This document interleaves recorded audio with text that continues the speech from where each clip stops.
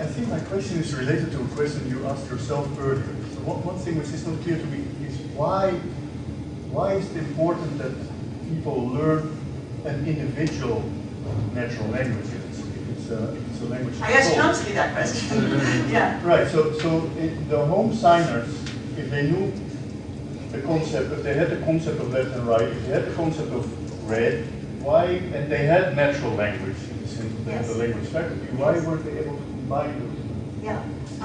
I don't have the answer to that question. I think what the data show is that universal grammar is not enough. You need to learn a natural language. And I could have made that point in many different domains. I mean, we talked about it a little, and we got more than a little in the number domain, where I think there's lots of evidence that we use a specific natural language to the point where even when we have other symbol systems like Arabic notation or states of inhabitants that are perfectly logically sufficient for representing number, we activate these phonological representations and we seem to be required to. And they're representations in a specific natural language, not in some internal UG. Right? So I don't know why it's necessary, but it seems that it is necessary. I don't think it's necessary because language is a mode of communication. And the reason I don't think that is the part that I cut out in my talk, but let me give you the one-line answer. Uniquely human modes of communication seem to come in at about 9 months of age. That's when kids start following people's gaze to objects and going back and forth and pointing, understanding pointing and things like that. But children are starting to learn words that name kinds of objects earlier than that. And they learn them productively to the point where you introduce a new word and they'll immediately assume it applies to some object or other. So you look into a box and you say, wow, a blanket, wow, a toma, and they think there's going to be two things there, even though those are made up words. So you know that's something they're an assumption they now have. And it's unique to language, not to other acts of communication. So as Fei Xu ran the experiments, if you take the same box and you look in and you go, oh, wow, and then you look in again and you go, ooh, yuck, you've made two perfectly distinct emotional communications. They don't expect two objects. So I really think it's not communication that's making the difference, but there must be something that's making the difference, because simply, you know, if you're a home signer or less, you're not taking these steps. And if you're an ordinary language speaker, you're activating the phonological representation of boy when you search for the future of the boy. So I think there's something about the system that requires that that sound get linked to meaning in order for this to happen. I'd love to know why. Just give me a sign. So if I can speculate on that issue before I ask my question, maybe the role of the sort of coin of the realm, the global workspace, needs the motor system, basically needs you to talk to yourself. So it needs some other domain, well, because you need to connect these different areas of cortex, and you can't do it in the domains that you're trying to work with, like in vision. So by mapping it onto the motor system and sort of talking to yourself, which is the one system that doesn't really interfere, you get a kind of, it gives you an expressive power. It gives you a blackboard to write on. Okay, here's actually another potential answer that I'm somewhat tempted by. After talking about some of these things with some Bayesian learning people, okay? It's possible that the kind of productive combinatorial conceptual system that language gives you is simply too powerful. There's too many concepts in there, right? I mean, cell phones and arbalets, what are they in English? You know, like crossbows. I mean, too many things from too many different colors could be represented in principle. You may need other people just to know, in practice, what do we care about in our culture, right? We care about MP3s and we don't care about CDs anymore, right? So, I mean, you may need input to weed through this space, to navigate through the space of combinatorial possibilities and figure out what the most likely hypotheses are. Okay, those two are compatible though. Yeah. But my question was, so we might expect brain damage evidence that would be consistent with this, and we also might expect that we could do TMS, and we could actually turn people into rats just by zapping the language faculty. Yeah, just for 5 minutes, become a rat. So I don't know if anyone's, if you've done that, or if you know about brain aphasia stuff that's used to that. No, the only TMS study I was at all involved with was looking at the other end. You know, if we zap core number areas, will we see impairments symbolically? And you do. But of course, you should also see impairments symbolically if you zap language areas. Actually, there are data. Yeah.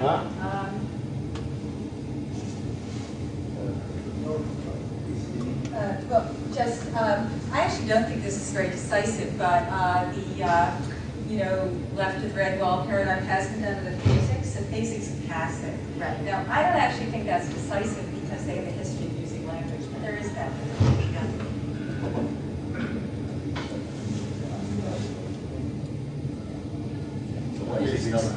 Physics is a broad category. But no, actually I had another point. I was wondering about the time scale, the temporal scale that you gave us, right? If I understood you correctly, it's between age 5 and age 7 that they manage to integrate that, the children manage to integrate that sort of information. Now, why is it so? For integrating using the spatial expressions left and right. In all the other cases, it happens much earlier.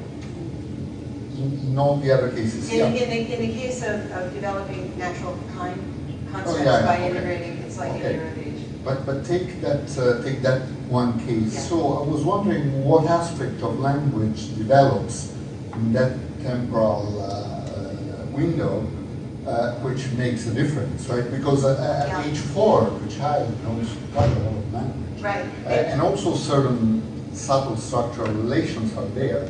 But it's only very complicated things like object relatives, for instance. Let's say A-bar constructions involving an object crossing a subject that are difficult, that are still difficult for the child between 5 and 7. In that particular case, it may just be the lexical items left and right.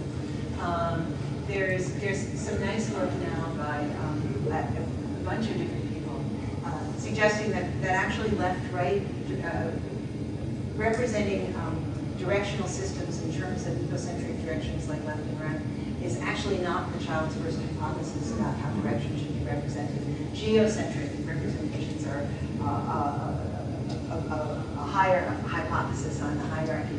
So kids may have particular problems learning something. Couldn't one redo the experiment without without the answer having to rely on left versus right? No. Having the object in the middle, for instance.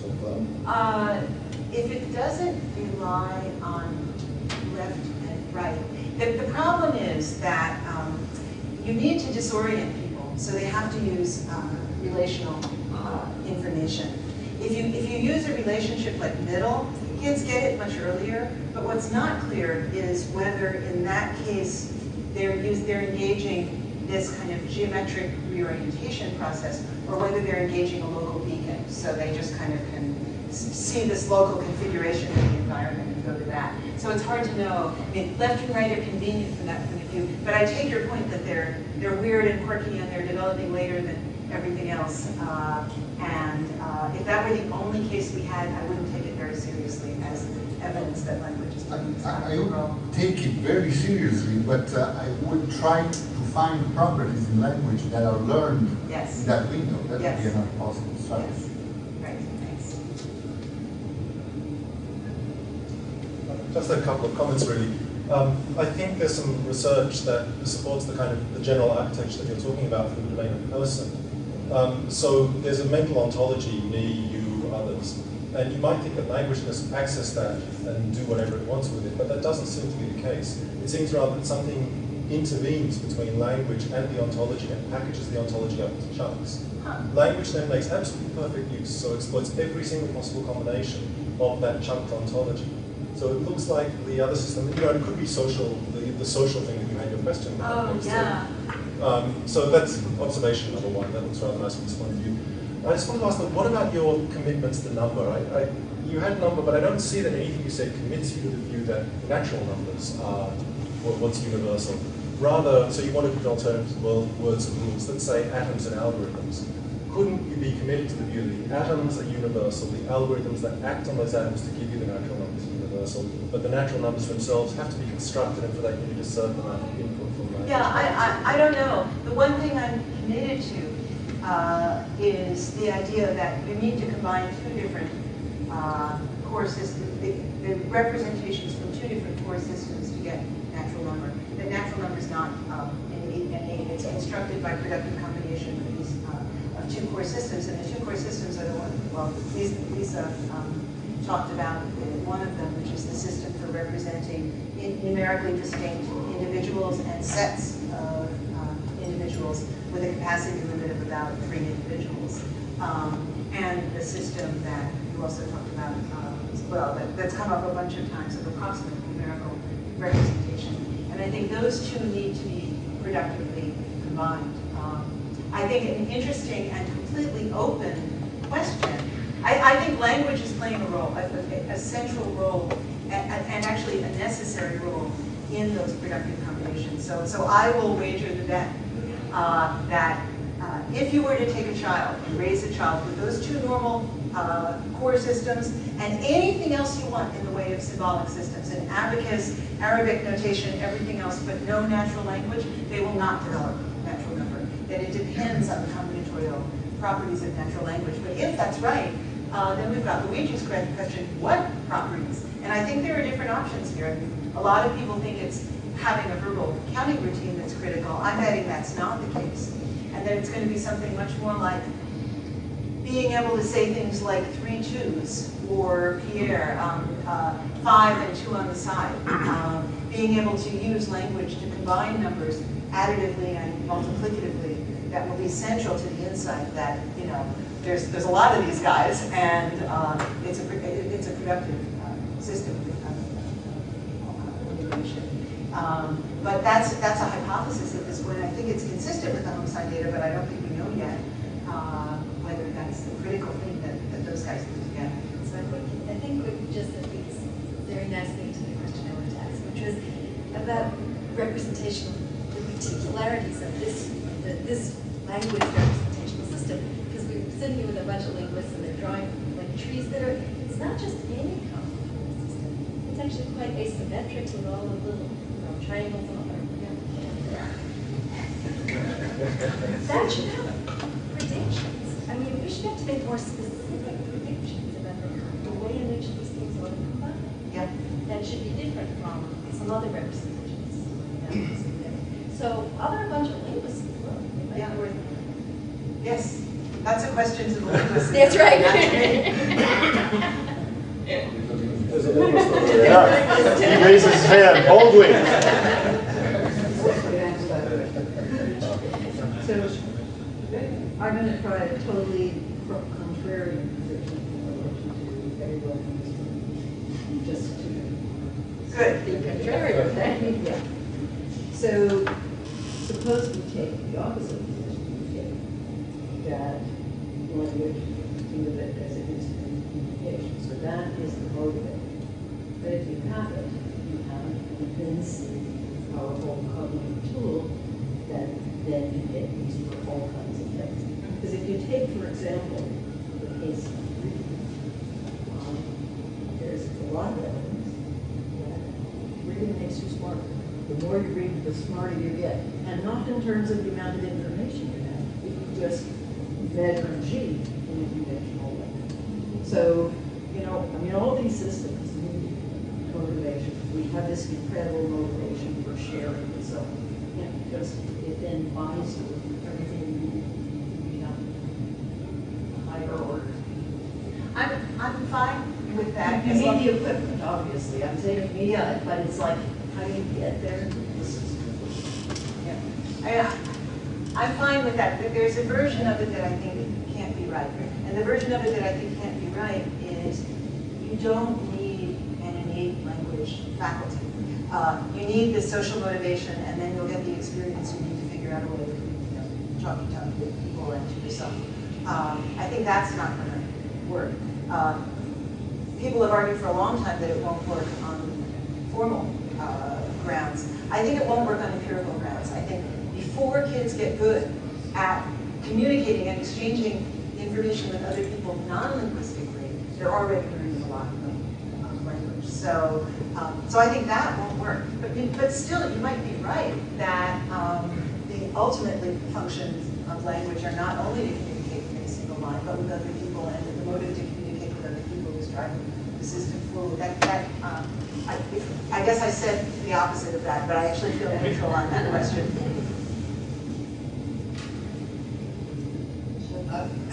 I was going to say something about what was being discussed 5 minutes ago concerning left and right.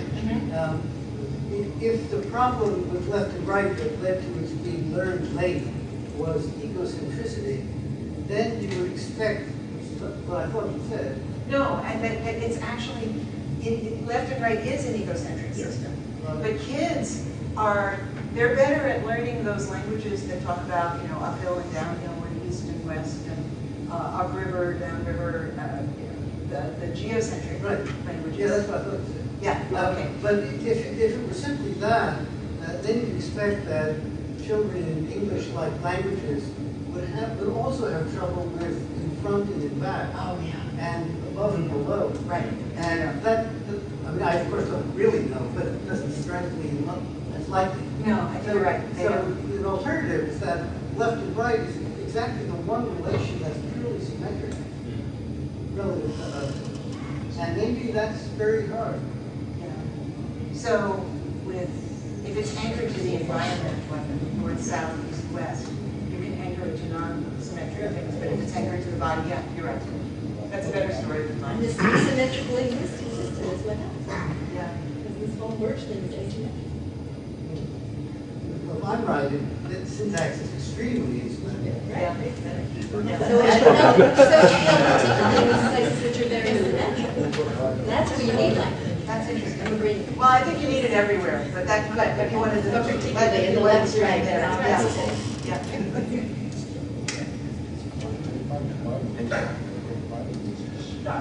Of course, people think all the time about music. And in this talk, all the things you said about language, you could also say about music as being potentially uniquely human, having syntax. So my interest is in what do you think about music in this whole discussion? Is it an option as an alternative, or is it of a different? Does it feed on other categories that might be in your core system 6, for instance? I think the crucial difference between, music is light language, and unlike the core systems in that it seems to be unique to humans more or less, and it has a lot of interesting structure and so forth. To me, the crucial difference is it's not a system of representation. So, words are symbols, they refer to other things. Babies know that when they're 3 months old. 3-month-old infants, hearing a word, look for a category of things that it could be referring to. I don't think that's true, and in fact, empirically, it's been shown that if you play a little musical thing, you don't get that same categorizing effect. So I think as a system of representation that can serve to combine together other concepts, my guess is that music doesn't play that role at all. And if I'm right, then that's a big difference between music and language. But I doubt Sandra, I don't have a story to tell about music, except maybe a social story. If this were a different talk, we'll talk about that 6th possible candidate core system that I think makes it pretty Okay.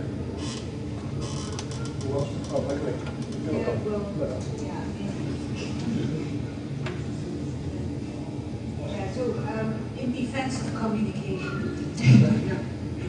I never thought I would ever say something in defense of communication. I'm against communication.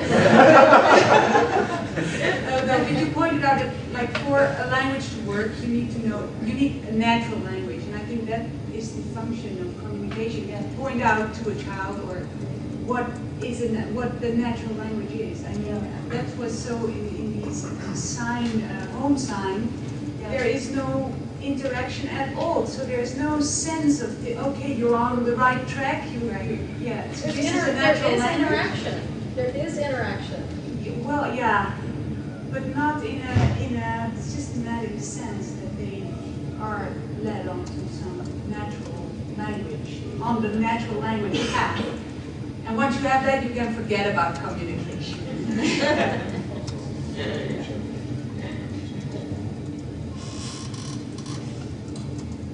Just a very quick comment following up on Richie. The words I and you, which also like left and right get reversed when you swap them between speaker and hearer, show a similar difficulty for acquisition. I mean, children get them much earlier, but this thing of, you know, if you're my mother, you say that's mine, and I say no, it's mine. So that kind of thing. Right.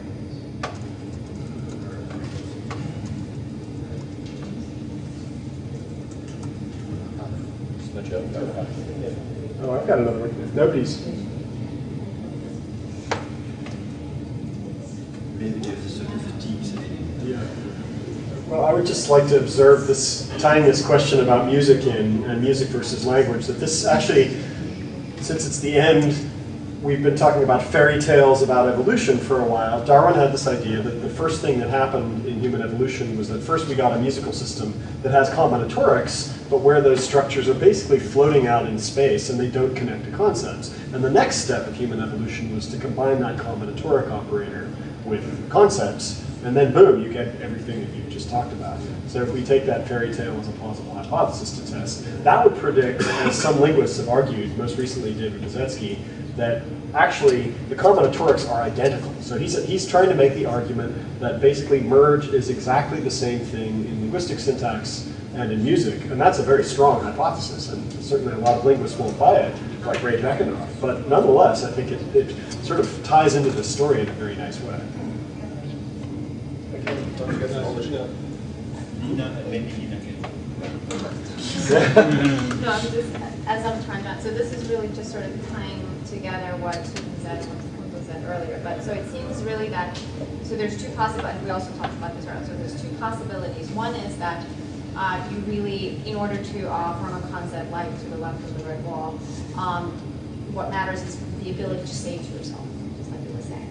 And if that's the case, then the grammaticality of that expression should be what determines. So you shouldn't be able to do tasks that require some ungrammatical internalization, which it seems like that's going to be wrong. Looking for. Right. Yeah. Or alternatively, that the sort of non-linguistic atoms are plugged into the linguistic combinatorial system, in which case maybe not the grammaticality is not, those are not the same constraints. Right. My guess is it's going to go the second way. So let me just say you're inspiring me to say one more word about number development, where for decades I had a hypothesis that I now think is spectacularly wrong about how this would work, okay?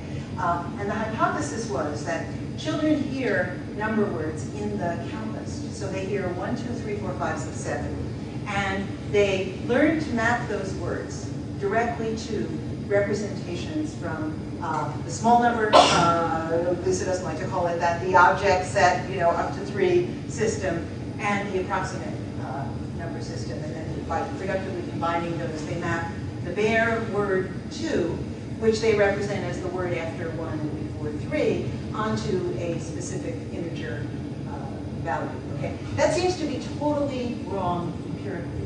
You can see it in experiments with kids, where experiments that were done 20 years ago by someone named Hughes, I don't actually know anything else about this person, showed that if you take 3- and 4-year-old kids and you ask questions like, okay, if you've got 2 cookies and someone gives you another cookie, how many do you have? They'll say 3. But if you would say, okay, if you have 2 and you get 1 more, how many do you have? They look at you like, what are you? What are you asking me? Okay, they're not using pure bare number words in a calculus to answer questions like that. And in studies that we've done, we've shown that if you take a kid who knows the word 2 and knows the word 3, but doesn't know the word, knows the word 2 but doesn't know the word 3, you can teach them the word 3 in the following context. Show them a card with 3 dogs on it and say, here are 3 dogs, here's another card, different number, it's not 3 dogs, and keep doing that with different cards with different pictures of dogs. They'll learn 3 for dogs. But if you then ask them, show me a card with 3 cats, they will not succeed. Wow. And if you try to teach them on a heterogeneous array, always 3, but on one trial it's dogs and on another it's cats and so forth. They don't learn that either. The circumstances in which they learn seems to be when they get appropriate quantified noun phrases, and then you keep the noun the same and you vary the quantifier and you get it, and you don't get it otherwise. And I actually think it's a case of that. The count list is a very deviant grammatical expression, right? But 3 brown dogs is a good one. And I think actually I was on the wrong track in thinking about this because I was ignoring the language structure and treating it as if it was just a set of unanalyzed sounds or ordered sounds, but with no more interesting analysis. So maybe we already have a case of that, and it would be really interesting to look at that.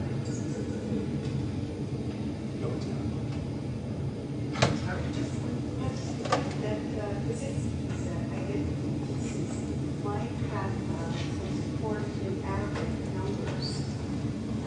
We need displacement in sort of numeric complex numbers in order to get the name of the number right. So, suppose that got the full spread / merge would be there, right?